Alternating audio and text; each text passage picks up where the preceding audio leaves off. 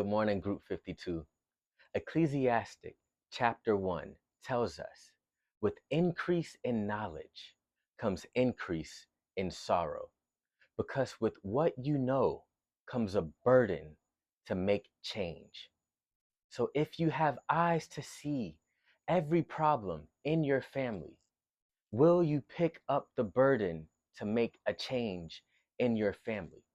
If you have eyes to see every problem in your workplace, every issue within your church, if you can see everything wrong with your government, will you pick up the burden to pray, to make change, to take actions to change what you can?